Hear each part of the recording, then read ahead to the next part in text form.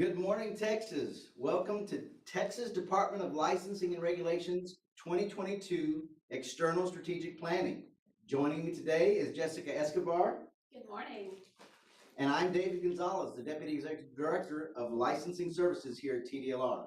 We're really excited to have you joining us today. We're going to have some fun today, but we're going to be asking you some questions, some very important questions that are going to help us plan for our future.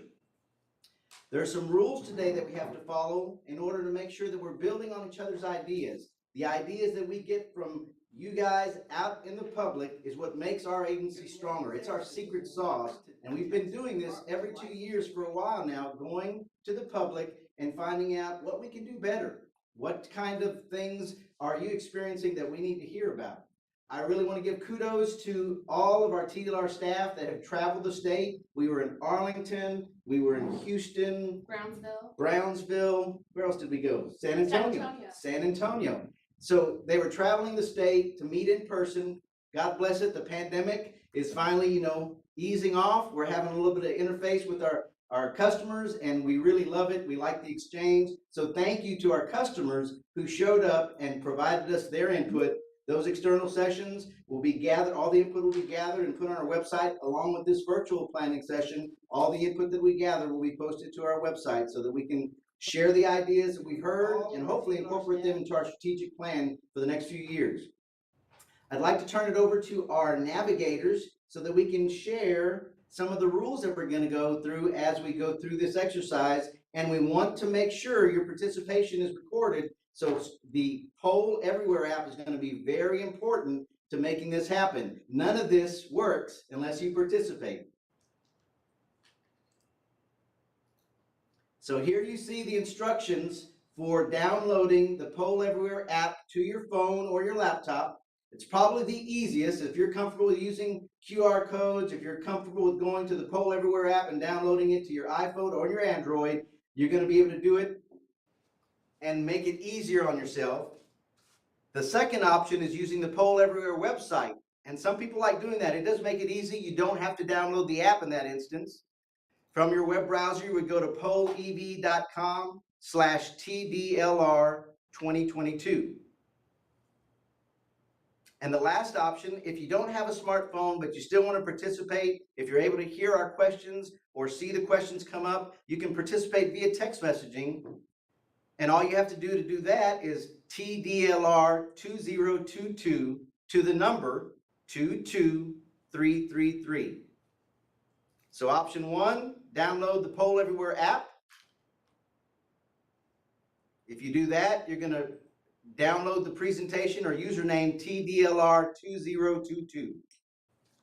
You should be seeing that on your screen right now if you're actually looking at us. And again, it's for Android or iPhone. Option 2 is using the Poll Everywhere website. Some people find that the easiest. There's no download. You don't have to worry about cookies or anything else. You just go to the web browser to pollev.com/TDLR2022. And David, when they join, they don't have to use a name. When you sign up, if you want to be anonymous, you can do that. So you can absolutely skip putting in your name, or if you want to put in your name, you can do that. Or you can also put in your association name if you're representing an association or a business, whatever you want to be identified with, you can do that, or you can skip it entirely to remain anonymous, and that way you can give full and transparent feedback if that makes you feel more comfortable. Jessica, thank you very much. That's such an important point. It is our intention to use this crowdsourcing software, Poll Everywhere, to give you that option so we can have unfiltered your ideas and thoughts straight to us, and it can remain anonymous. You just have to leave those areas blank, and we don't know who it is that's sending it to us. That's a good thing if you feel uncomfortable. It's also important that you build on each other's ideas in this exercise. One of my favorite core values we have at TDLR is open and free communication. And we believe beyond just the external strategic planning sessions we have, that this virtual interaction allows for more open and free communication. Exactly. And so we'll take all of your ideas and we'll discuss them as well. So these are important to us to get your complete and full ideas. Next slide. So we have a few rules before we get started, and these are for you, for us, and so we want to share those with you. First, all of these ideas will be recorded. So everything that you submit via Poll Everywhere, whether it's through the app, whether it's online, through the web browser, or whether you text, will be recorded. So it'll be submitted to us, we'll have it online, and it'll be processed, but it'll also go online to our website. So you'll see everybody's ideas. Full transparency here, so you'll know what somebody else thought in San Antonio or Brownsville, wherever. You'll know what everybody across the state was thinking. And so this allows us to be able to see, or allows you to be able to see what others are thinking about your program or other programs, or how we are doing generally. So it's very important for you to know everything is being recorded and you will have access to that information. 2, no idea is ridiculous. So you may have an idea about your program and you're not so sure whether it's a good idea, a bad idea. We will not think it's ridiculous. Submit it to us. That leads into number 3. We're not going to judge your ideas. Please submit it to us. It may be something that we hadn't thought about. And your idea may give us an idea, or it might give somebody else an idea. And like David was saying, we can build off of that. So somebody else might see your idea on here, and it might remind them of something or make them think of something else, and they might submit it. So please, no idea is ridiculous, but also if you see something, don't judge it or say, some negative comment. Please, no judgment, judgment-free zone. 4, build off of one another's ideas. Again, if you see something and think, hey, that's a great idea, I think X, build off of it. So if you see something in there, make sure you put some detail. Don't just say, I think, something very general. We need to be able to help you. We need some detail. So if you have an idea about your program, give us some specific ideas. So if you just say, I don't want to do continuing education, or I want to do continuing education in this, explain to us why or what topics. So we need ideas to help you. And last, give us as many ideas as possible. If you've got them, share them with us. Again, no idea is ridiculous. Help us. Thank you, Jessica, for those reminders. One of our other core values here at TDLR is respect. And these rules are trying to establish that realm of respect that are so important to us being able to share ideas. It's okay to disagree. I don't want you to get the wrong idea. Someone's going to put an idea up there on the board and you're going to disagree completely with it. That's okay. Don't comment on their idea. Just offer an alternative that's your idea. That's okay. We need to hear both sides. It's very important that we get that. The other thing that she made mention of, and it's probably most critical for us to actually be able to go through those comments, is to put your program information in front of your comment. So if you're with the towing program and you want something to be known, put TOW or put towing or VSF, whatever related to your program first, so we'll know which program it's related to, because those general statements could cover a whole bunch of different things, and we want to make sure that we're focused on the programs you're interested in. If you're interested in more than one, you can enter the same idea on separate programs. Maybe it doesn't translate to all 39 programs that we have, but maybe there's 2 or 3 that are relative and you need to put it in there. So thank you very much for the participation today. Again, this doesn't work unless we get the feedback from you. And I'm really excited about what we're getting. When you throw a party, you don't know if anyone's going to show up. I don't know if anybody's going to be out there listening to us or downloading the Poll Everywhere app, but we have hopes that y'all will be, and we're going to see in a little bit. We're going to do some practice questions that are going to help us see who's out there and hopefully get us on track so you feel comfortable with the crowdsourcing application. Hey David, so what exactly are we going to do with this strategic plan information? What are we going to do with their stuff? That's a good question. Thank you. So it's important to know that every state agency is required to do strategic planning. The governor's office, the legislative budget board, they actually give us instructions on how it's to be done with certain criteria having to be met. TDLR does things a little bit different. I'm not sure if there's going to be other state agencies doing a virtual presentation like this. I'm not sure if other state agencies travel the state and do external strategic planning, but we're going to take that information and incorporate it into our plans for the future. So we actually think this is the best way. We think we're showing respect by listening to our public, because y'all are the best decision makers, if you will, and idea makers for the services we're providing. We're public servants. You're supposed to be able to tell us how we're doing, and this is your opportunity and a way to fix it. So we're going to be asking y'all 4 questions. They're very important questions to us. Some of them have a little bit of overlap.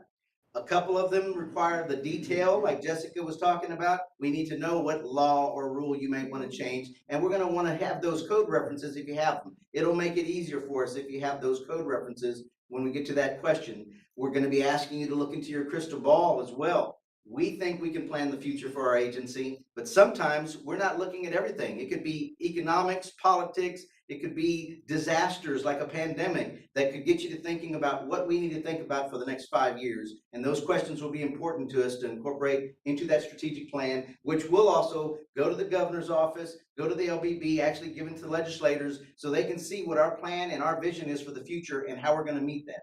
Absolutely. And you all understand how your businesses operate. We know how to apply the rules and the laws, but maybe some of them don't entirely work with your business, or maybe they're not applicable anymore. So you need to tell us how those work for you. And like David said, if there's a particular rule, a particular law, if you can give us the number, the rule number, the statute, that helps us. And we will look at those. And we're talking about strategic planning for the legislative session, which applies to statutes and going into our legislative session next session. But we'll also be looking at the rules. So we're going to look at everything, and we'll take the chance to look at all of these and make changes if we need to. So no information will be disregarded. Please give us as much detail as possible. Strategic planning only happens every 2 years, and we take it seriously here at TLR. It was about 20 years ago. I've been here 26 years at the agency, and about 20 years ago, some leaders came on board in our executive office that came up with this vessel, this forum, if you will, to gather ideas. And it has been the secret to our success. It's listening to our public. It's actually gathering ideas from our internal staff as well. We go through that with our internal staff. And that's important because we've got the outside perspective, we've got the inside perspective, all those ideas come together. I want to recognize Mr. Bill Kuntz, who recently passed away. He used to be our executive director. He's the one that initiated this process along with Brian Francis, our previous executive director. And I can tell you today, right now, Mike Addis-Mendez has a smile on his face that we're continuing this process because he knows how important it is to this agency and to our success. So from the executive office, thank you for participating today. And let's try to get started with seeing where we're at.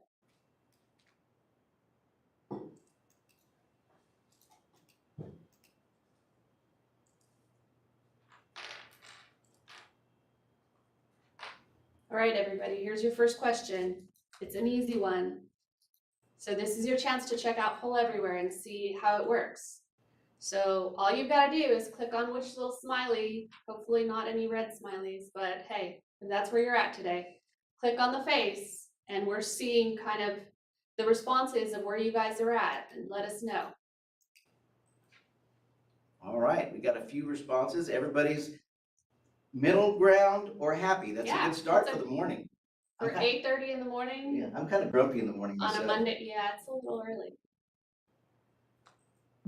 If you're having any difficulty with the Poll Everywhere app, it's okay. You can get past it. That pollev.com website is probably the easiest for you to get to, whether on your smartphone or on the computer, and then TDLR 2022. Absolutely. We hold these virtual sessions so that we can see where we're getting input from across the state. You can actually be outside the state and participate. If you are a licensee and you just happen to be out of town on vacation, hopefully not necessarily doing business on vacation, but you could be outside on a boat in the middle of the Gulf of Mexico, and as long as you got some kind of signal, we're going to get your response on how you're feeling this morning. These are a great opportunity to get feedback from everybody. If we didn't make it out to your city this year, then we'll be able to hear from you this year. Hopefully in a couple years, we're going to be changing it up a little. So if we didn't make it to you this year, in 2 years, we'll hopefully be seeing you, and we'll be visiting hopefully a little bit West Texas. Yes, definitely the shaking case. Things up a little. So we heard from you guys. We know that you're looking at some different cities, and we will be considering those things. We traveled the state. We picked 4. In 2 years from now, we'll pick some different ones. Usually the big markets, Dallas and Houston, are convenient for people to drive to. but there's always other places like West Texas, like the Panhandle. We've been to the Valley, we've been to Laredo. There's lots of different places we've visited. We just try to do a rotation to see who we need to visit this time. Let's go ahead and go to the second question, see if that one spurs a few more responses. Again, these are just practice. So the question is, where are you located in Texas? Where are you participating from this morning? Oh, yay, the We first got El response is my Paso. hometown. I was just gonna ask if anybody was out there. And they had to get up earlier over there. I know, we're an hour behind in El Paso. Yay, El Paso. Way to show up, El Paso. I know, good job, guys. I think they made the list for travel next That's year. what I was hoping. Go home. All right. Looks like a little bit East Texas. Sorry, I have to get Yeah, I have closer to with get my closer. eyes there.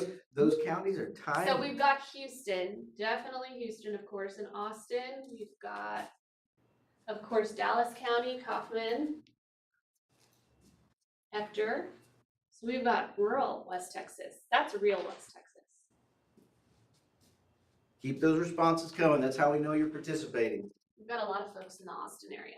And we have a morning session and an afternoon session. So if you know there's somebody that should have participated, but they couldn't make the time for the external strat planning, or they're not going to be able to do it this morning because they're busy working, we actually tried to pick Monday because we know some of our businesses and programs are off on Mondays, and we tried to make it to where we had a large population that was available. But maybe the afternoon is better for you and your friends. So if you know of somebody that's not participating this morning, or maybe didn't know about it from our TDLR blast, let them know about the afternoon session.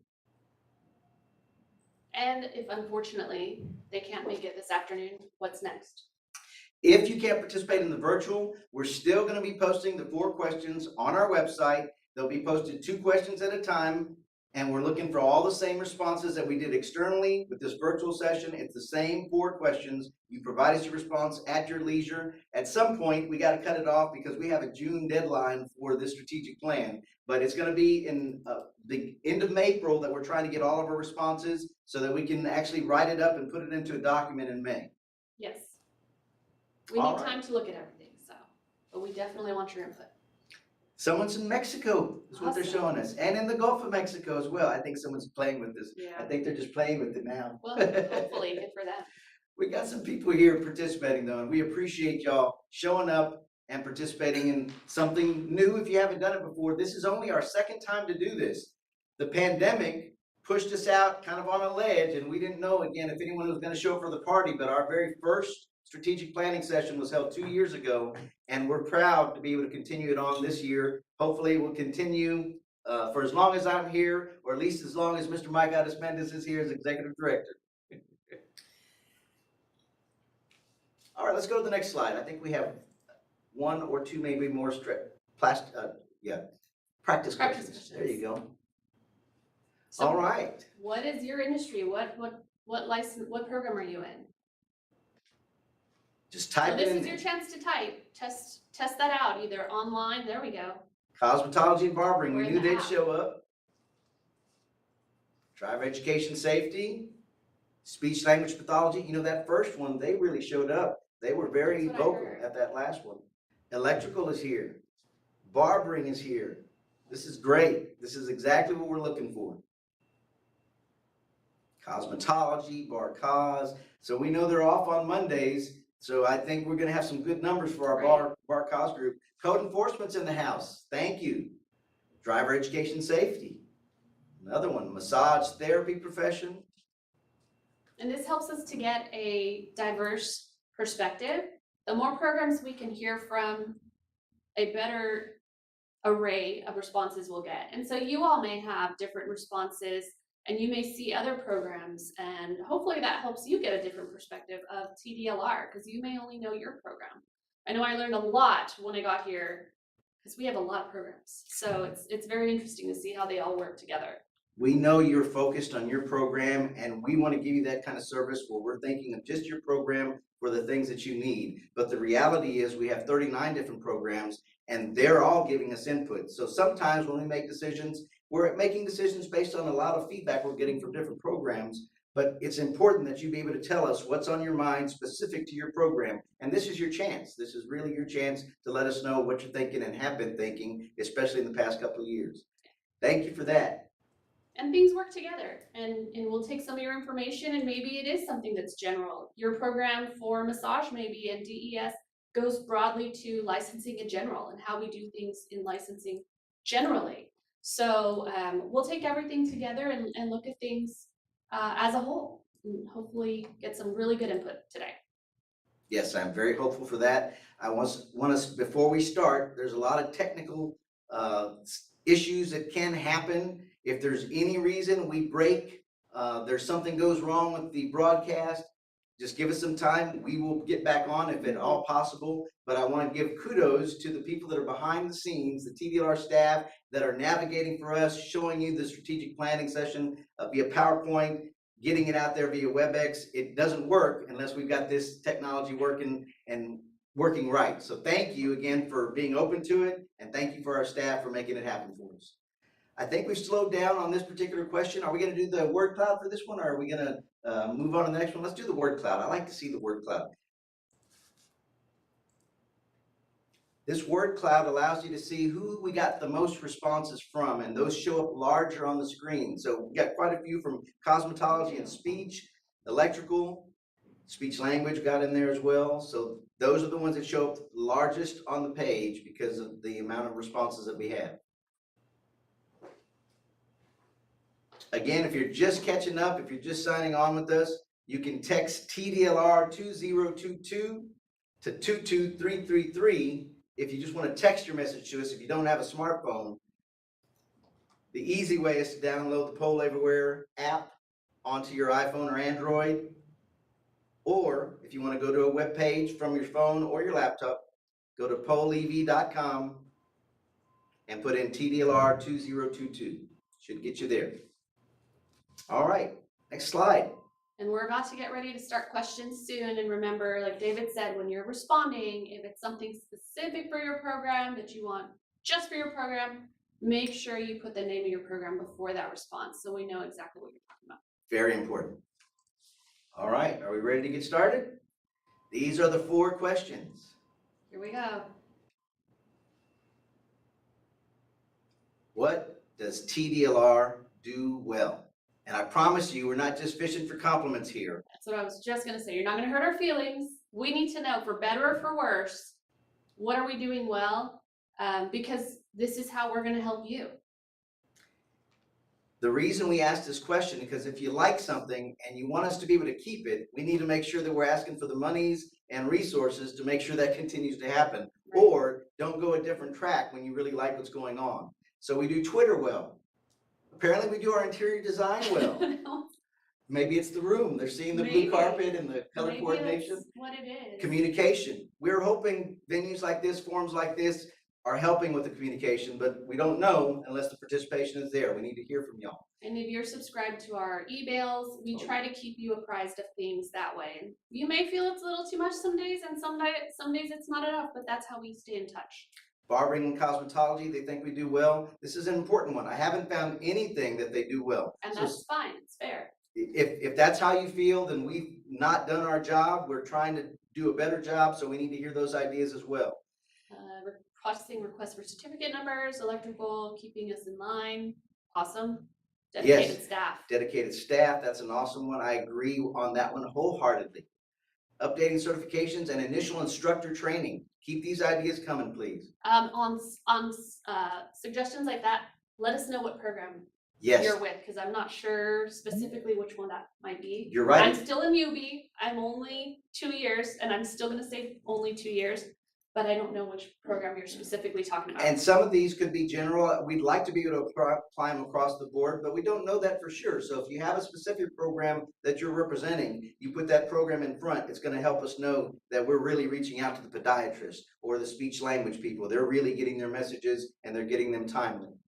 So speech language pathology, allowing supervision of SLPAs and CFs through telehealth, allowing documentation to be submitted online. That was a big change, especially during the pandemic. So thank you for recognizing that. That was a big deal. Very important to us. Emails responding quickly. That's awesome. Kudos to your division with customer service. We've got customer service happening in a division by itself for phone calls and emails, but it happens across the agency. And we do take pride in trying to get back with our customers. Keeping y'all informed of changes and asking licensees for their opinion. Fantastic. That's what this forum is for. And it's important to keep y'all informed of changes because you need to be aware of the laws and we want to make sure that you are staying in line. So great. Licensing in general, awesome. Regulates and protects our profession from non-licensed. Yeah, and that's important because those non-licensed people can give a profession a bad name because they're out there doing work that is not good and harming the public. We don't want that. Those complaints can be filed by the department, but they can be filed by consumers as well. They can be filed by other individuals, someone that has a license. If you see unlicensed activity, those complaints will help us to protect for unlicensed activity. So I've seen communication. I'm liking that because that is a goal of ours, open and free communication and customer service. On those customer service ones, David, if y'all have experienced customer service via email, via phone, specifically, feel free to include that. Yes, I agree. Or whether it's with our program staff or whether you're calling our customer service line, hopefully it's all of the above, but let us know specifically. Fast response times, that's customer service division, which is awesome. Definitely, and definitely during the pandemic, that was a big challenge. We actually had some delays during that period because we had difficulty. Even opening mail was a challenge for our finance division, for our licensing division. Making that response happen timely was more difficult. We appreciate your understanding during those times, but I think we've improved quite a bit since those times. Yeah, very proud of that. Online renewal's good, but no online renewal and class approval for CEU providers. Okay, that's something that we can definitely look at. Yes, definitely. Thank you very much for that input. Very specific. That's what we're looking for. Again, if there's something specific to a program, don't forget to put that program in front of it. The next few questions, it's going to be critical that you put that information, which program it applies to, because we're going to be asking you questions that require a little bit more detail. As this one slows down, we're going to count it down. 5, 4, 3, 2, 1, and then we'll go on to the next question. And don't forget, like I asked you earlier, what happens next?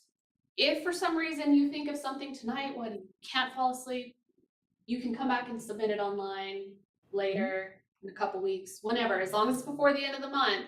Please submit it to us because we want to know those thoughts. So if you can't get it out today, that's fine. Come back and submit it online via our website because we do want to hear your thoughts. So think about it and come back. Very important point. Thank you, Jessica. All right. Question number 2. The suspense. Drum roll, Hang on. please. All right. So this one's important because, as an attorney, I think about these things. What changes would you make to TDLR's laws, rules, or processes? So this is a very big question because we've got statute here, and this is important because we're going into our legislative session. Rules, these are the everyday things that we work on with our advisory boards, we work on with our program staff, with the attorneys, and processes, which is a lot of things, can go from our licensing to review of continuing education. So all and any of the above. And specifically, don't forget, include your program name, please, because these are all very detailed. Cost barber instructor licenses are being done away with. Okay, I'll let David go specifically to that. Can we go back to that one? So that's a very important point, and some of y'all that have been doing this for a few years may have remembered this question differently. It used to say, if you were king or queen for a day, what would you change? We modified the question this year because we don't have kings and queens in Texas. We have governors, we have legislature. We can't actually change the laws. So we're asking for your input so we can share those ideas and the feedback that we're getting from the public. But I want to make sure y'all understand up front, the governor signs bills into law. The legislature actually proposes laws, they propose bills, and if they get enough votes, they pass into law. We have to follow those laws just like you do. We're responsible for implementing the laws as written. So I expect we're going to get a lot of feedback on TDLR's laws. I don't want you to not give us that feedback. I just want you to understand the way we can affect change on this is by sharing these ideas with the legislators that oversee our work. And getting that input is important so we can share it with them. It'll be in our strategic plan, or we'll share those ideas with the legislatures, and it'll be up to the legislators to decide whether or not they want to pursue changes to the law. This one on Bar Haas just happened in the last legislative session. That merger did happen during our sunset, the HB 1560, House Bill 1560. So that was pretty recent for us, and y'all are already aware we're going to be implementing that over the next year to make it happen. That's a lot of work for us. So if there's going to be a change in law, someone's going to have to propose something in the legislative session. And that was not something that we asked for. We're putting that out there. That was part of the sunset recommendation.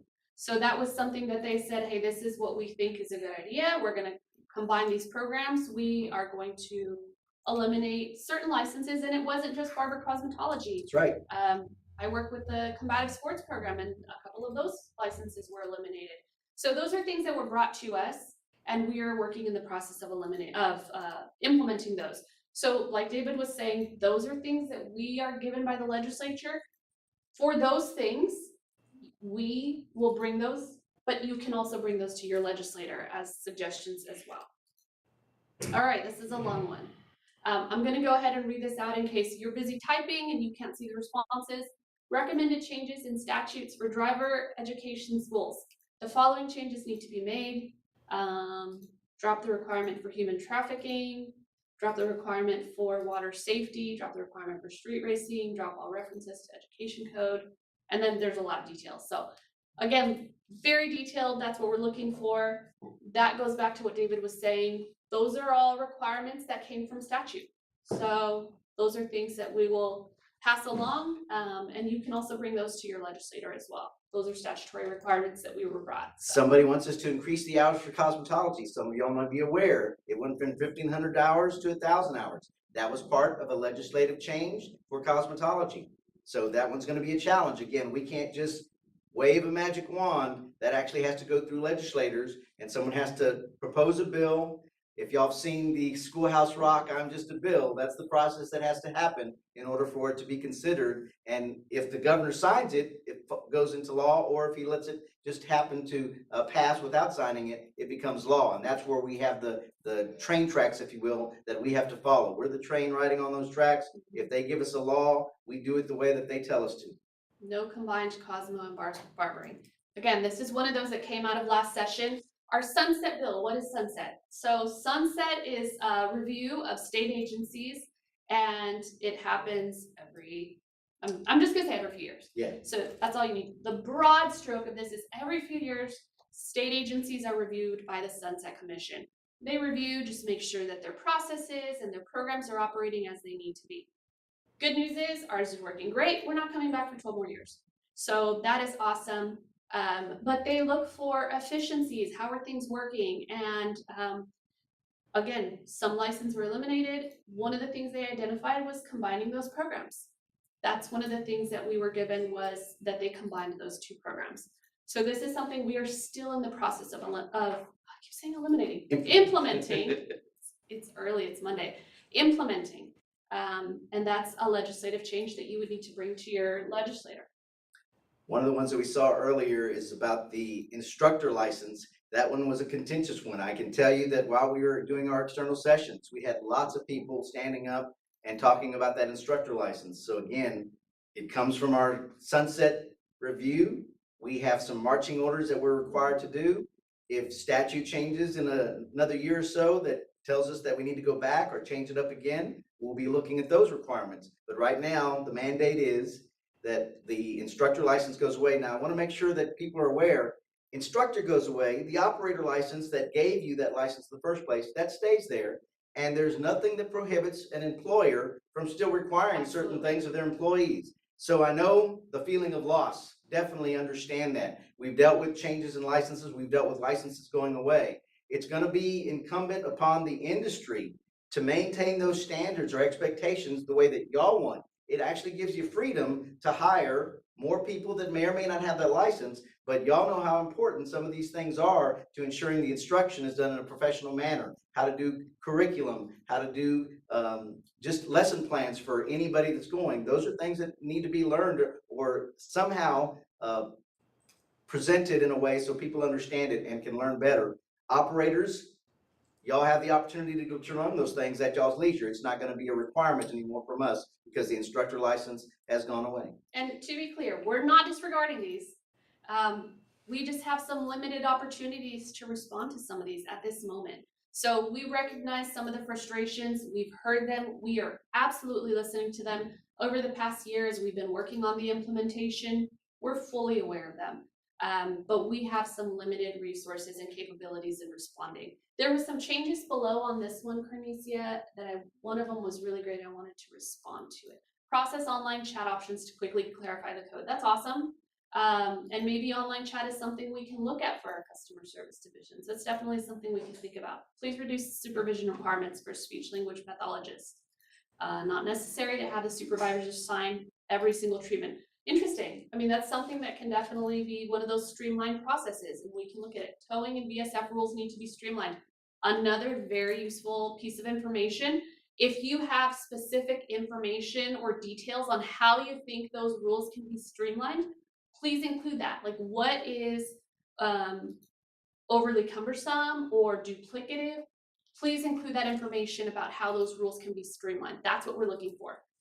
Yes, our general counsel works very hard. Our subject matter experts work hard to make them streamlined. In fact, most of our rules, especially when we inherit a new program, we're trying to reduce the word count. We're trying to simplify, but we're not doing this in a vacuum. If you have better ideas on how we can get these things done, that detail on how you would change the rule is really going to help us out, because otherwise we just got general direction to look at the rules and we think we're doing an okay job unless you point something out to us in detail that lets us know what we need to change. Right, because you're the ones that are putting those rules in practice. You're the business owners, the licensees, and so we don't know in the everyday. You guys do.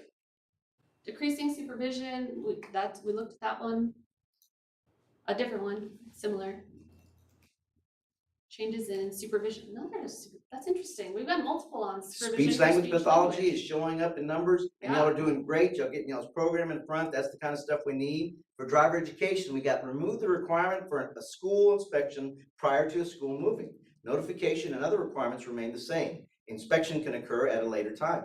Okay. All right. Great detail on some of these. Law needs to be changed to do away with VSF employee licensing. Okay. Okay. Electricians, none, because TDLR makes it easy to submit. Awesome. All right, Thanks. they're happy. Another kudos. Thank you for that. Journeyman electrician examination was redesigned to be given in 2 parts, but was not implemented. We'll take a look at that. Improve the look of license.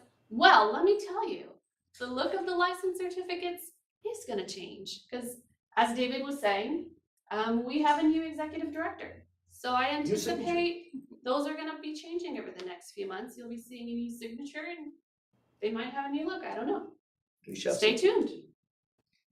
Reinstate the Barber Cause instructor license. Gave you some direction on that. Make sure that if that's what you really want, reach out to your legislators. Absolutely. Let them know, because that's going to be the ones that can make something happen. We can again share ideas, but we can't actually lobby for any of the things that y'all are coming up with. We can share those ideas, let them know the frustration and pain points we're hearing about, but it's going to be up to the legislators to propose changes to the law. And if you're wondering how you do that, super easy. If you just go into Google and type in who represents me, there's something that will pop up. It's like a website, and then you type in your address, and there's a Texas website, it's a government website, that will list all your representatives, both state and federal.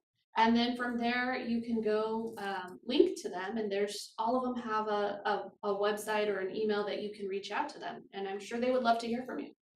Our enforcement division might be interested in this one. I have only been involved with TDLR as a consumer complainer about property tax professionals. The complaint investigation process and resolution process needs to be changed. There is no feedback to the complainer about what became of the complaint. There you go. The resolution portion must have time limits to get a response from the prosecutor about if the complaint is warranted or not. The law that says they must post the status every quarter is very weak. I have been quarterly responses for a year that only say the cases are open and assigned to a prosecutor. And that's something that the Sunset Commission looked at for us last session. They looked at our complaint process, and they actually made several changes to our statute. responding to the complaint process. So we're still in the implementation process as well.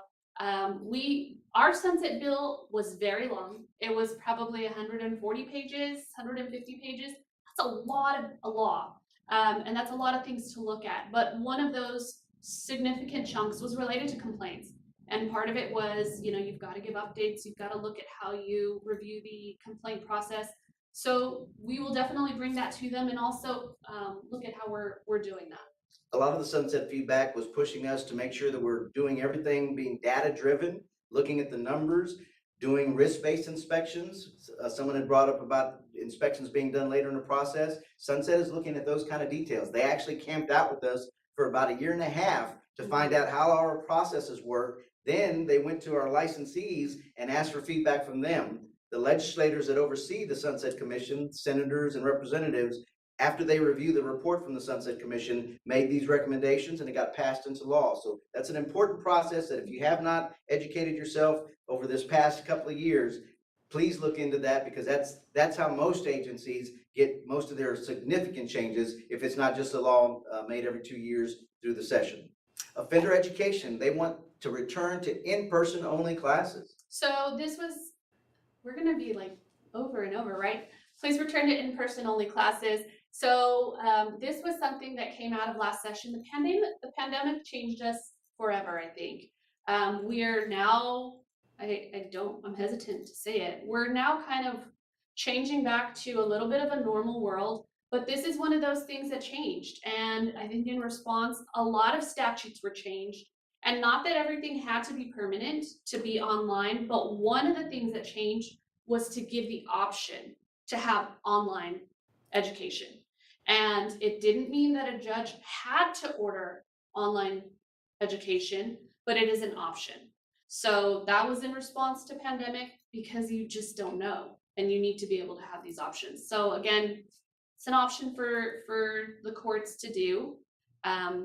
These are one of the things that if you want that mandatory, we've got to go back to the legislature. When we started this show, I don't know if you saw the enthusiasm. I'm just excited to be back in a room. Absolutely. Without having a mask on, being able to talk to my coworker and get this work done, because this is important work. We were really excited to be out there for the external strat planning sessions as well, because we got to shake hands with the people that were interested and made time for us to give us their input. So this feedback that we're getting is great. Really appreciate the time that you're making for us today to get those ideas. Is it time for the next one, or are we going to take a break? We have more. Do we have Answers more? go. We have Awesome. more.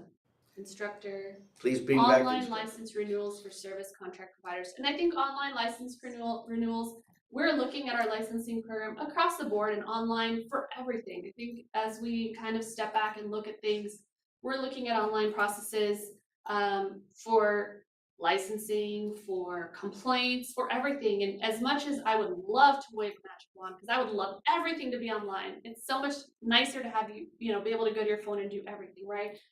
It's not that easy. And we have limited resources with staff, and they can only do so much so quickly. But that's something we're looking at, processes for complaints online and things like that. We're working on all of that. And so it's important for all of our programs. Keep those ideas on that coming, because they have not fallen on deaf ears. The reality is, every time we get new programs, we also inherit some older, maybe antiquated databases. So we've got like 8 or 9 going right now that we have to maintain to keep the programs going. That's why it's important for y'all to kind of see that it's not just the architectural barriers program or the electricians program. We're running 39 programs, and sometimes those systems don't work together. We'd like them to, and we're working on that, trying to make it into one system that has all the same capabilities for every license and program. We're just not there yet. We've been working on it since I've been here at the agency, and we've made improvements, but we still got a ways to go. So thank you for your patience, because we want online as well. We think it serves the customer better. 24-hour availability is what the expectations are today's world, and we can't be here necessarily 24 hours, but our systems should be able to, and we're working on that. And that's part of this is part of us going to the legislature, right? We ask for this so we can go to the legislature and tell them how important it is to you. And it helps us to be able to demonstrate and tell them why we need that funding for that licensing system, or for whatever the case may be, because they need to know it's important to our licensees. Exactly, Jessica. Modernization. Reaching out more regularly to advisory boards to streamline and update rules. Hey, how about those new advisory boards that are in the new normal, which you can participate in virtually. We had all of our advisory board members traveling to Austin before, and we definitely love seeing them. So if you're making the trip, we're not going to turn you away. But for those individuals that run businesses, they have other issues that they need to take care of. If they can participate virtually, it actually ensures that we can have a quorum and we can take care of our business and update rules or get input from our work groups, because it is very valuable to us. We could not be running our agency without those advisory boards that help those programs to give us that insight, because we are not the licensees. Y'all are the public. These advisory board members often represent y'all's interest so that we can know what's going on in the private sector and what's happening out on the streets, if you will. And that was one of the best parts that came out of the Sunset Bill. We've talked a lot about Sunset Bill, but that was one of the best parts that came out of it, which gave us the ability to continue on with those virtual meetings. And that also gives you in El Paso or in West Texas the ability to get on one of our boards without worrying that it's going to take you an hour and a half flight or an 8.5 hour drive to come to Austin for a 2-hour meeting or a 3-hour meeting. And now you've lost 2 or 3 days. So this allows us to be able to set meetings. You can jump online for a couple of hours or even an hour. My most recent advisory board meeting, we met for 40 minutes and then everybody had the rest of their day and we were online, done. We took care of the business we needed to. So I think that you'll see that we're able to meet more frequently as needed. And so there were a few changes to advisory boards, which are awesome. And we have a great team that keeps the advisory boards in the loop. You've got program staff that keep them in the loop with work groups.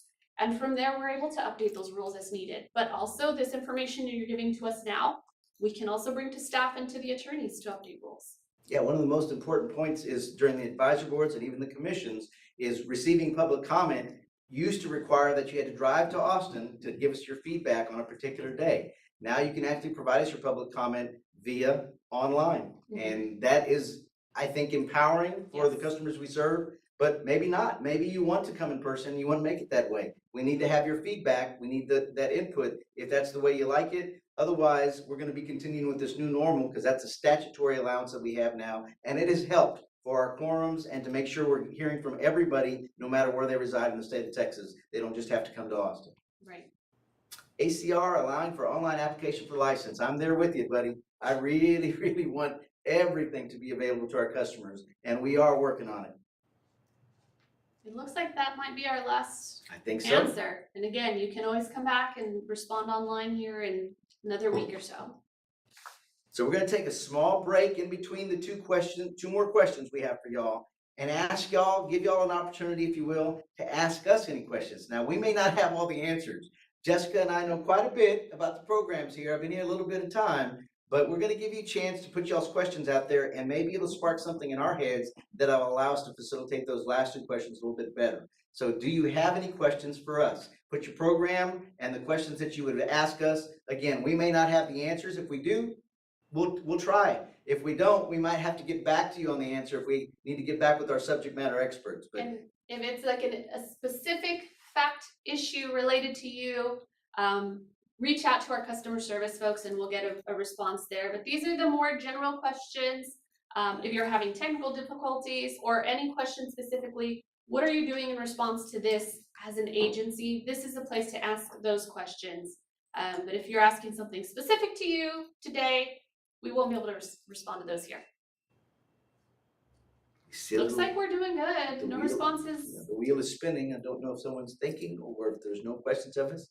We'll be able to move on and get those other ones. How can we see the responses? Where will they be? So we're going to have those on our website. We'll have them listed prominently. I'm sure our communications officer will have them. Right now, if you go to our website, there's a strategic planning page. I don't want to tell our web manager how to do his business. I suspect it'll be a link on that page, but I promise you it will be prominent. You will be able to see all the responses from everybody, including some of the expletives and things that we received along the way. That's going to be out there. So just make sure you're prepared for that. So I don't think they're there yet. I think what we're doing is we've got a fantastic team that is gathering all of that information. And then I think once it's gathered from all of our sessions, yes, ma'am, then it'll be uploaded there. So stay tuned. We've got today's sessions and then the team will be gathering all of those and putting them online there. So that's a great question. So give us another few days, maybe a week. give us a little bit of time because we've got the online as well. So after today's Ah. virtual, the posted questions will be out there. By the end of April, we should have everybody's responses and we should be able to get, now, again, I'm not gonna tell our webmaster how to do their business. They're working just as hard behind the scenes right now to make sure we're gathering this stuff. So probably by the end of April, we'll have all the responses we receive so everyone can see them. Do you have any questions? None at this time? No. Fantastic. They're ready to get on to the next couple, I guess. Let's give it a couple more seconds here. And we probably will send out an email saying that strat plan information is out. I don't know. Tila's awesome. Our communications officer. Our public relations, communications officer, all those do a good She'll job. probably let you know. You can find all this good stuff online. I don't know. We'll see. And then you can go through and see what everybody has to say. We can see what everybody has to say. I'm learning every day as I read through these comments. I think we're good. I think we move on to the next one, right? Let's go.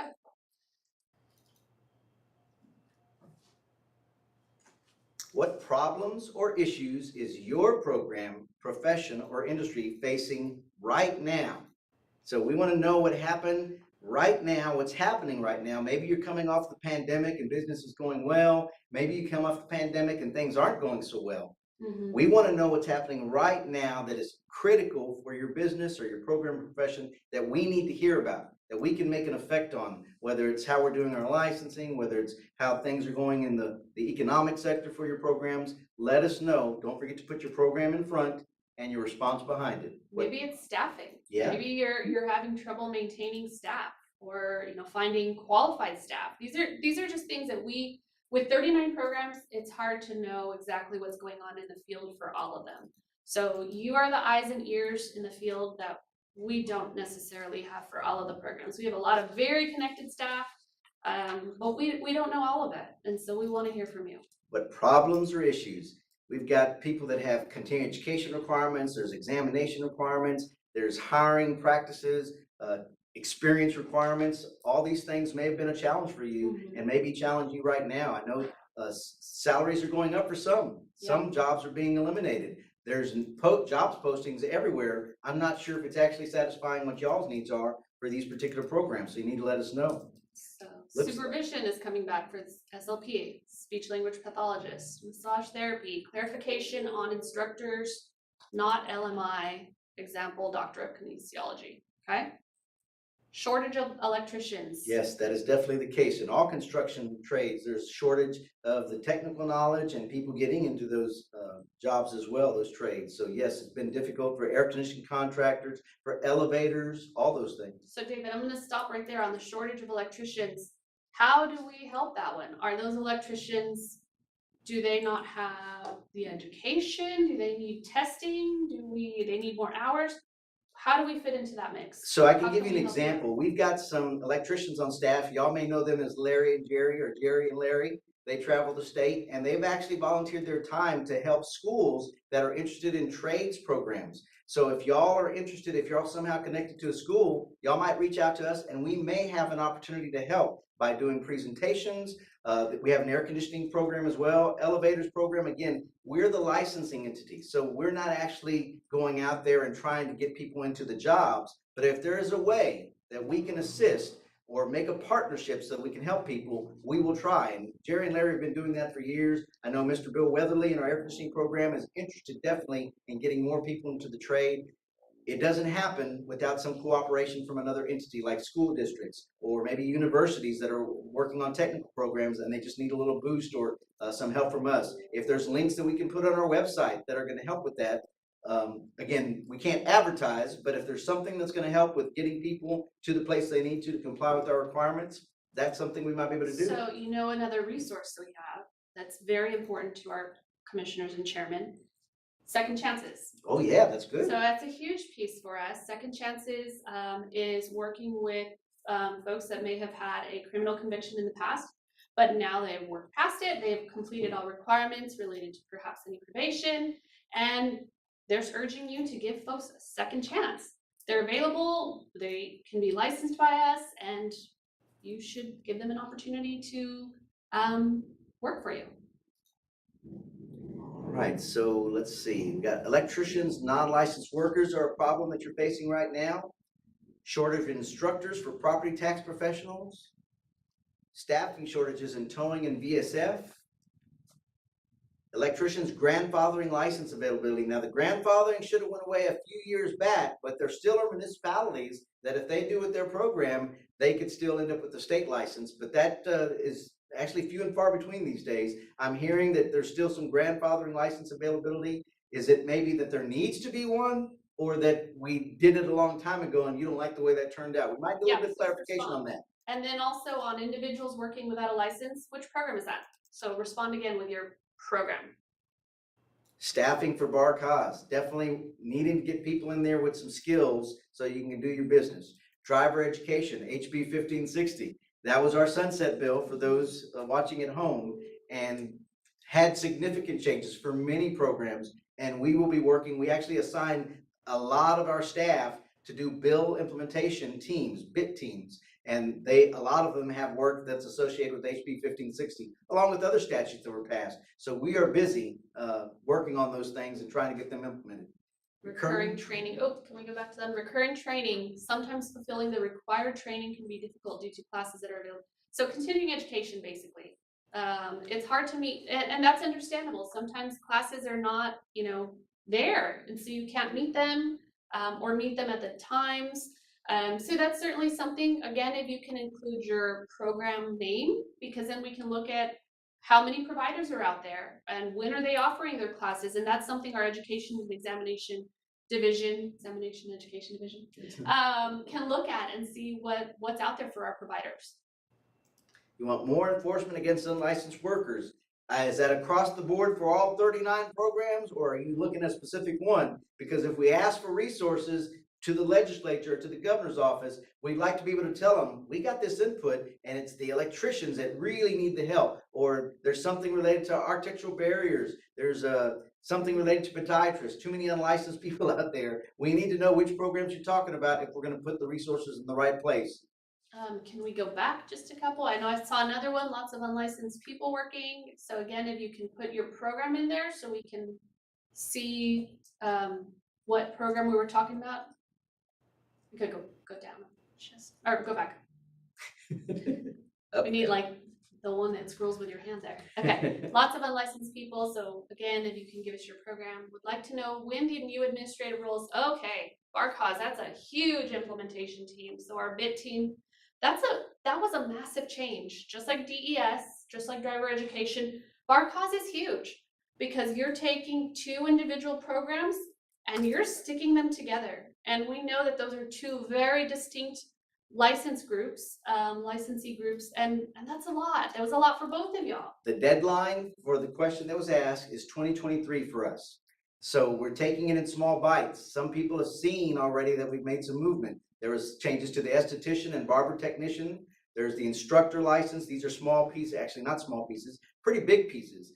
The hardest thing for us to do, especially with 8 or 9 different programs at this agency right now, is anything that's IT related or computer program related. We have to make sure to continue our business. We cannot fail y'all. Y'all are counting on us to issue a license, to renew your license. So when we're touching our databases and messing with that stuff to make something new happen, we've got limited staff. They're very talented. We work them, I know we work them too hard. They work extra hours. Yeah. Some of them, when they take vacations, it's very difficult for them to actually get away and vacate. They're still called sometimes to take care of some technical issues. So this one right here about merging the BARCOS program, easy words to read off of paper, not so easy to do because it's 2 separate programs right now that we're going to be trying to combine into one and trying to do so successfully so that it's understandable. In the next year, from here to 2023, I think you will find that there'll be opportunities for summits. There'll be communications sent out. There's going to be lots of feedback and input taken from the public to make sure we're on the right track for the next year. But right now, the marching orders still are to combine the merger. It's not something we're going to be able to say, oh, we don't want to do that anymore. But how we do it, maybe some of the details of how it's done and communicate it to the public is something we can still take input on. And I think you'll be seeing that in the next year. You won't be surprised. It won't be September 2023, and the rules are going to be effective. You will have lots of opportunity for public comment. We will have advisory board meetings as we normally do. So there will be lots of opportunities for you to review the rules and take a look at things. We understand this was a very big deal for your industries. And so we are cognizant of that, and we recognize it. And so we want you all to be aware. You will be included in that. And the summit process is very important to us at TDLR. David, do you want to explain kind of what the summits are? So for those of you all that have been here a while, we sometimes do extra meetings. We have meetings to engage with the public that we're going to be asking questions and taking feedback, but we don't know what's going to be brought up. Oftentimes it's included as a piggyback to our advisory boards just so that they can be participants in the process. But what we're looking for is what we think we know, we put things out there, and then we ask for feedback. I'll use an example. When we had to reduce the hours in the cosmetology and barber program as well, because of the statutory changes that were made in law, we actually took some ideas, put them out there, and did summits and asked for feedback from the public in this same forum, the same fashion. We asked for feedback. We had the advisory board members present, and we took all that feedback to incorporate it into the current rules we have now for the 1,000 hours. So the question that I see here right now, cosmetology students, or answer rather, student needs to be in a school longer. They truly need the extra hours. We are finding they are not able to learn everything in 1,000 hours. I know the premise behind 1,500 hours to 1,000 hours was to try to get more into the industry. We heard there was a shortage of people in the industry. Now, as we do the external strat planning, we're hearing there's a shortage of training and technique and abilities and skills. There is a give and take for this stuff. You may actually have to train some of these people that are coming out of school. Now, you can get them quicker, you can get them hired quicker, but they're going to have 500 hours less of the training available to them to get that knowledge. So you may be doing more of the training. Again, this is a statutory change. This is the kind of feedback that we need, that we can share with the legislators, especially if they're curious. If they're familiar with our process, if they know TDLR, they know we've been doing this every 2 years. They actually ask us questions to see, what's going on, what pain points are you having, and we're able to share that with them. Very good. So ACR, individuals working without a license, awesome. So came back around, gave us some more input on that one. Thank you. Offender education, main issue is updating to curriculum, updating statistics, as well as incorporating updated information on neuroscience and terminology around the process of addiction. Very interesting. So maintaining that updated curriculum. Used auto parts, unlicensed activity, another unlicensed activity. So as David said earlier, report it to us. If you are in the industry and you're aware of this, file a complaint online. The process is pretty easy. You just submit it. You can include your information, or you can also submit a complaint anonymously, and you can give us a substantial amount of detail that we can follow up on. That helps us to look at these complaints. Anonymous is an option that you have, but I will tell you the most successful complaints are going to come from those that actually give us a lot of detail, Right. Because we need that evidence. We're actually taking these cases before potentially a judge, and we have to prove our case beyond a shadow of a doubt of what happened. So if we don't have a name to follow back up with, we may not be able to get the detail that we need to go against the unlicensed activity. So just keep that in mind. I don't want to discourage anonymous if you need to keep it anonymous in order to protect yourself. But at the end of the day, that extra detail, if someone's in your industry doing things wrong, harming people, harming consumers, or stealing business from you because they're doing things not to code, they're not doing things with the license, don't Right. have insurance. These are things we need to know about.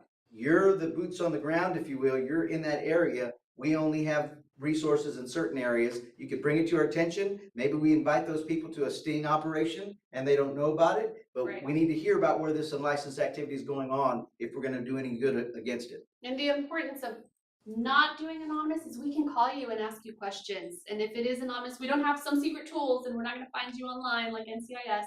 But if we can give you a call and just ask you, hey, this address seems to be wrong, or this name, we're not really finding anything. It gives us, our enforcement staff, the opportunity to be able to follow up. And it is important. We take these very seriously. Salons and barbershops hiring unlicensed people.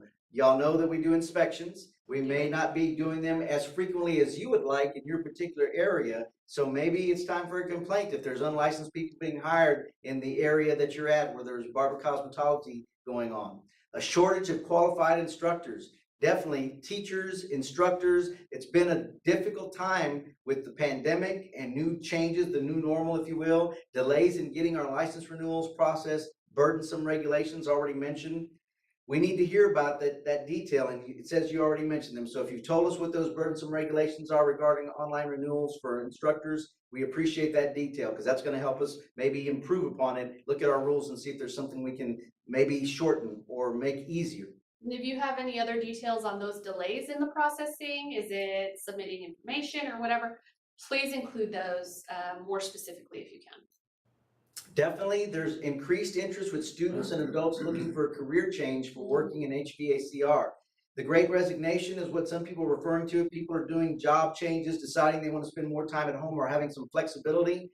Workforce development has a great opportunity at this time, and we coordinate with some of those universities, job help areas. Again, with our staff being technical subject matter experts, we can share with them data that we have available actually on our website for examinations, the pass rates. We can let them know how many licenses we have in a particular area, and if they want to increase that, they have some vested interest. It's a business venture for them. For us, it's just helping the public that we serve maybe develop the workforce a little bit more so there's more people to do it.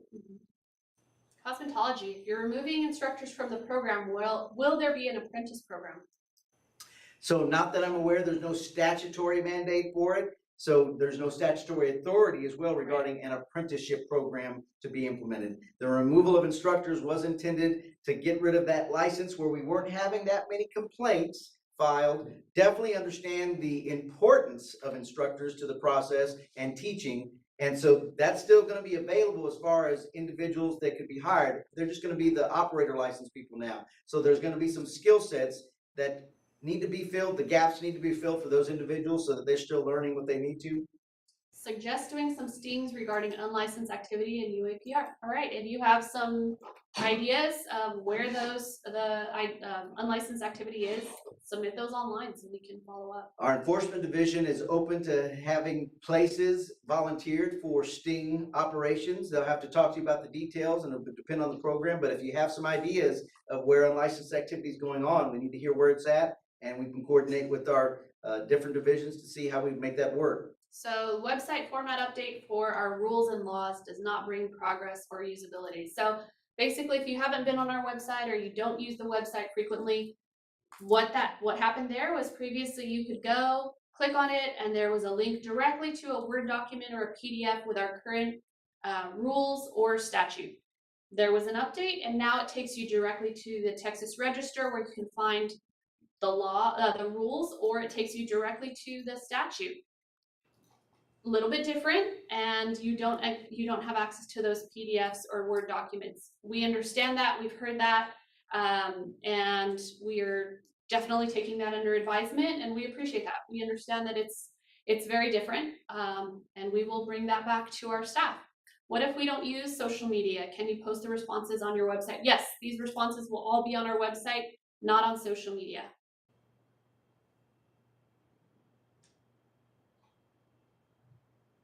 Clarifying, awesome. Workforce development, this is for the ACR program.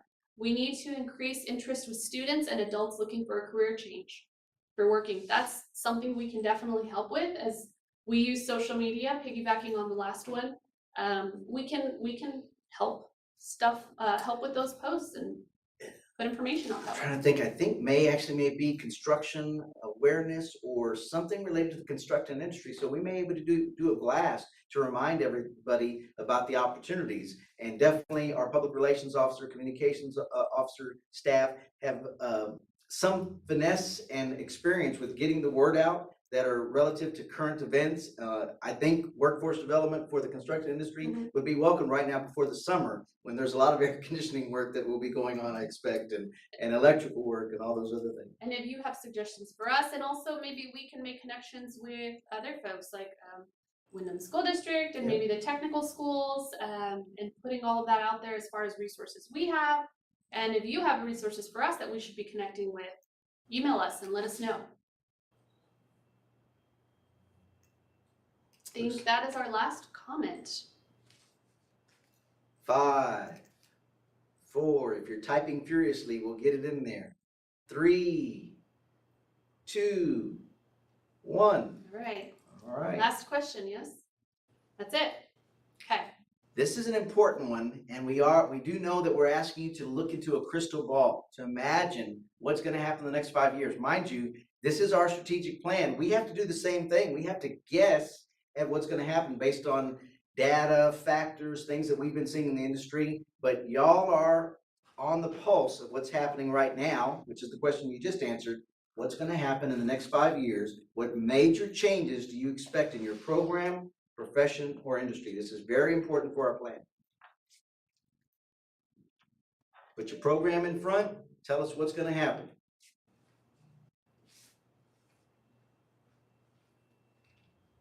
And I was reminded by one of our fantastic question runners that these questions will also be posted on Facebook.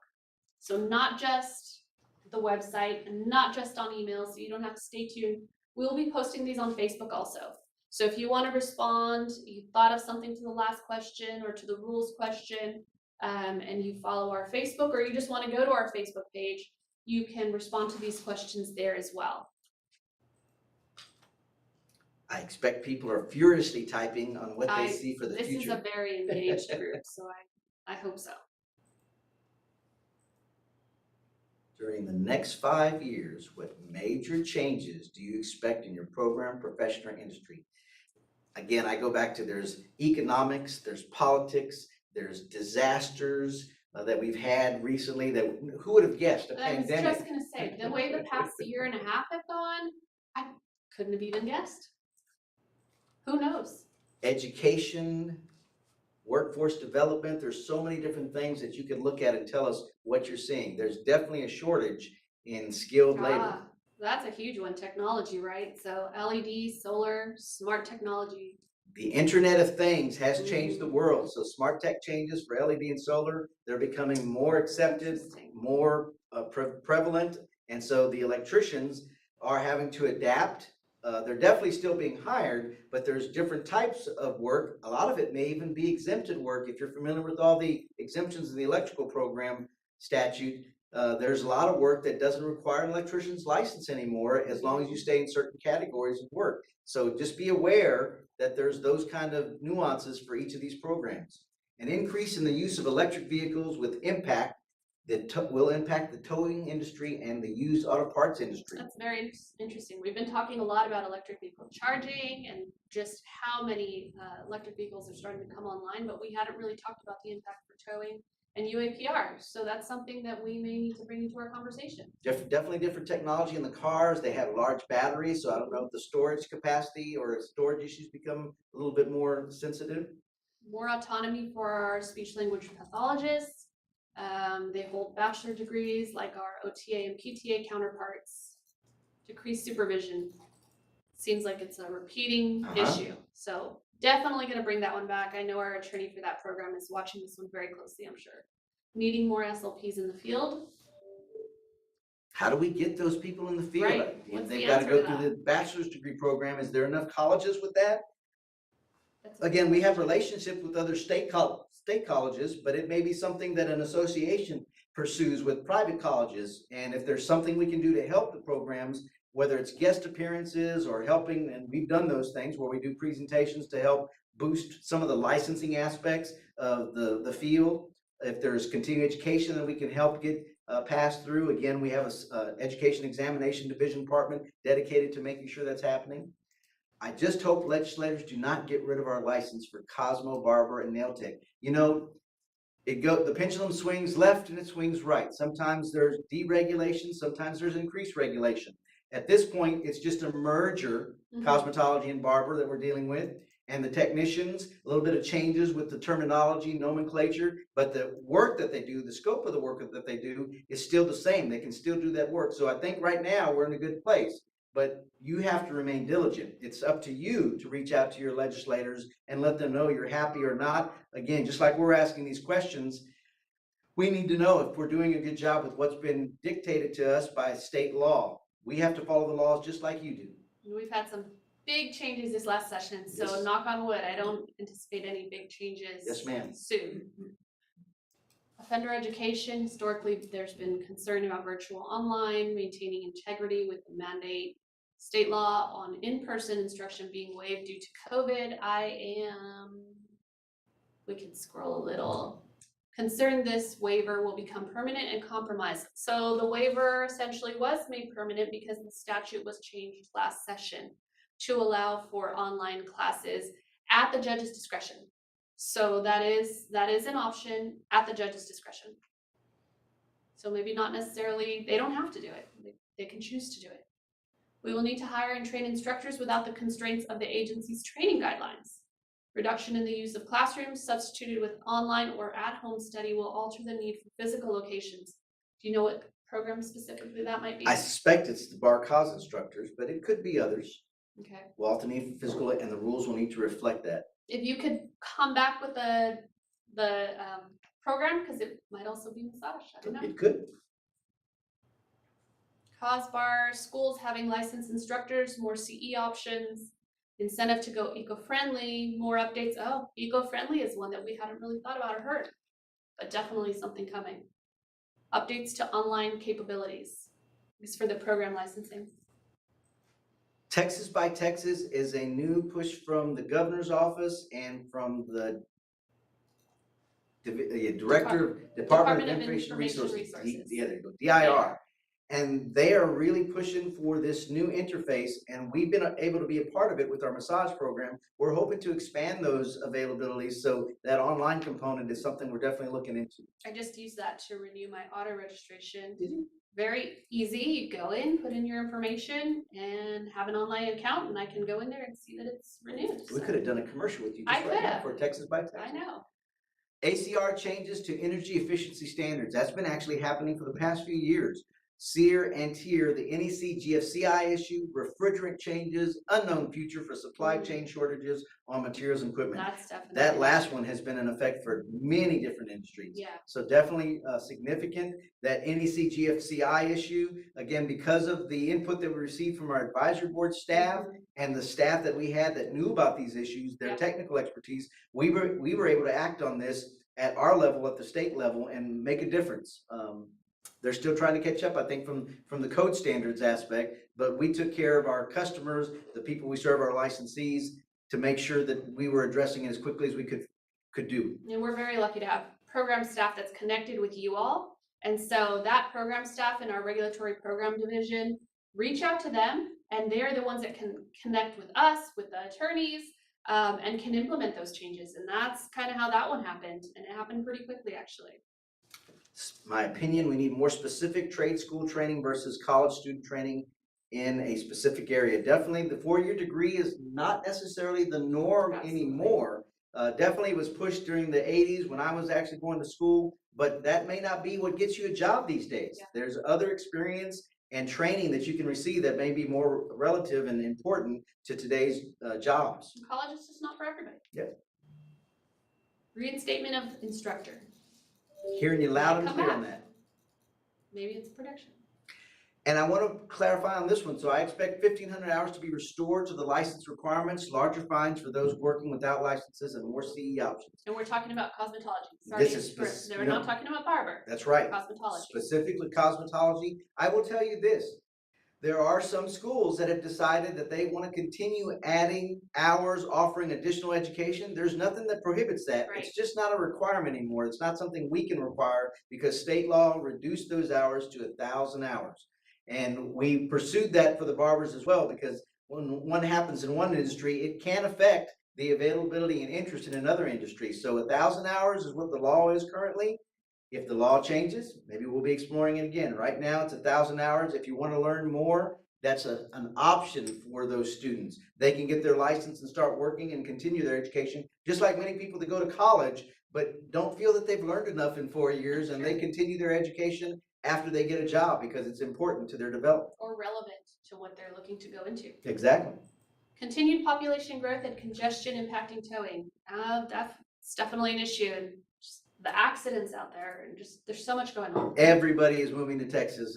West Coast, North, East Coast, everywhere there's people moving to Texas, and definitely the towing industry has seen that, whether it's during a disaster or just seeing the amount of cars that are on the freeways and the parking lots these days, definitely the population has affected many of our industries. But apparently, Yeah. not enough electricians and air I was conditioning just gonna contractors say, coming. we've got the housing market is terrible here, so definitely need those ACR and electricians. That's our last one. Those are all really good ones. And so, like I said, Facebook, email, website, we'll have a lot of opportunities for you to respond at a later time. If you missed this afternoon's session, if you have more thoughts that you want to contribute, we want to hear them. So if you missed out right now, or you have something else that you want to give us, Facebook, email, website, you'll have lots of options to be able to give us information through the end of the month.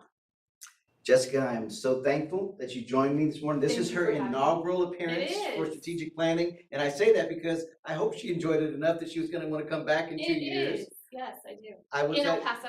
in El Paso. Well, we'll send her on the road so you can see her in person as well. I will tell you that again, this doesn't work. This doesn't happen without y'all participating. So if you've got some people that you know haven't provided their input, they haven't made the time, whether it was for the external strat planning or for this virtual session, we have an afternoon session. What time does that one start? 1:30? 1:30. 1:30. We have an afternoon virtual session, and then it's online after Oh, that. I'm sorry. You won't see. 1 o'clock?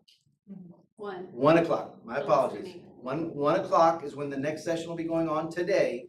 It doesn't mean it's your last chance. We're gonna have the questions posted online. In fact, if it hadn't gone already, it'll go out after we're done with these virtual sessions. But I wanna make sure that you reach out. I don't know if y'all remember that, I'm dating myself. There's a commercial that says, and they tell two friends, and they tell two friends, and so on and so on. It was a shampoo commercial. We want you to tell your friends about what we're doing here, because the more ideas we generate, the more ideas you provide to us, the better chance we're gonna have of the insight that we need to plan for our future, for the agency's future, for your industry's future.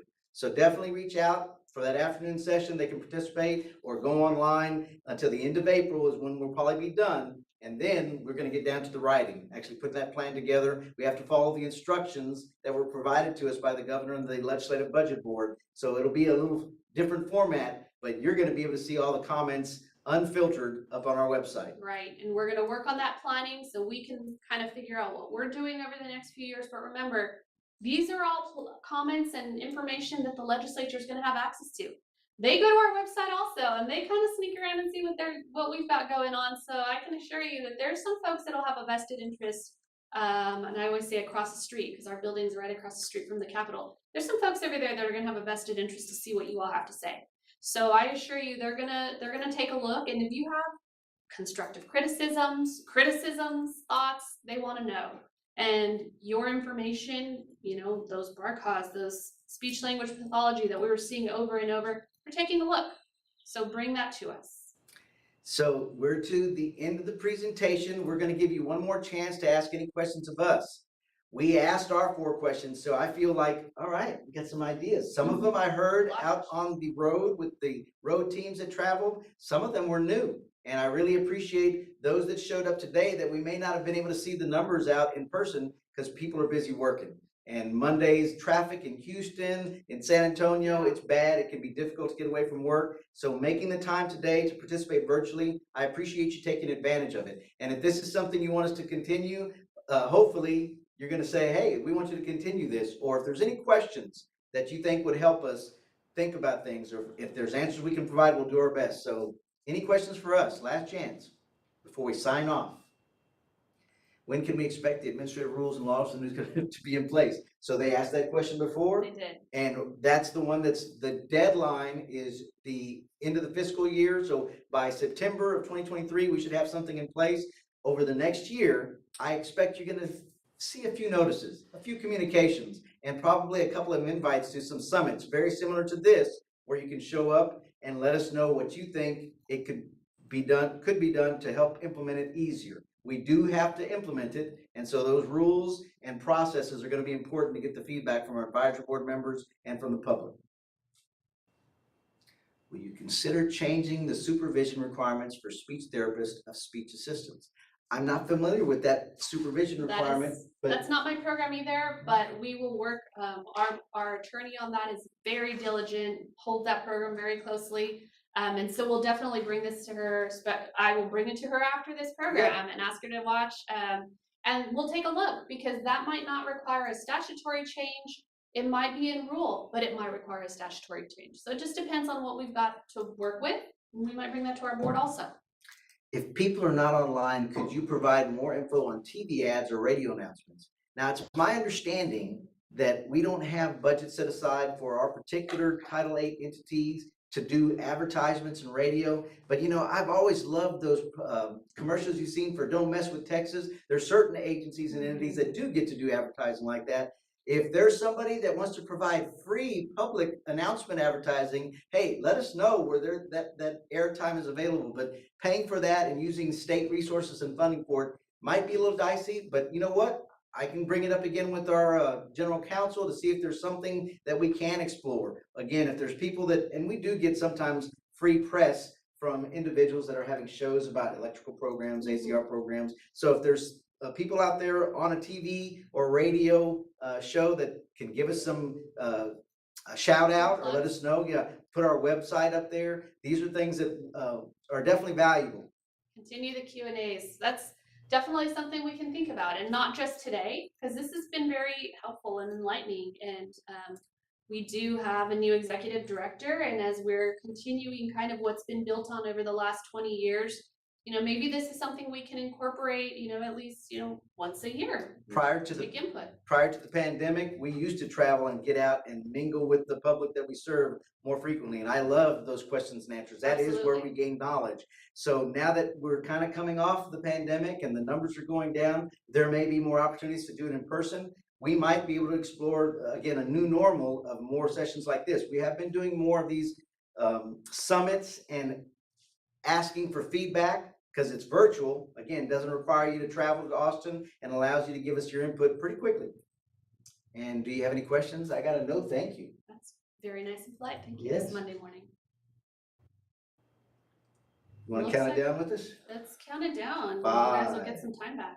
4, 3, 2, 1. 1.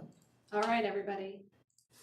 So thank you for participating in the morning session of the Texas Department of Licensing and Regulations 2022 Strategic Planning.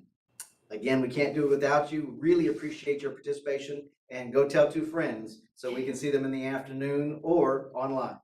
Anything else, Jessica? That's it. Thank you, David. We're excited that you were here this morning. Appreciate it. Thank y'all. Have a good morning.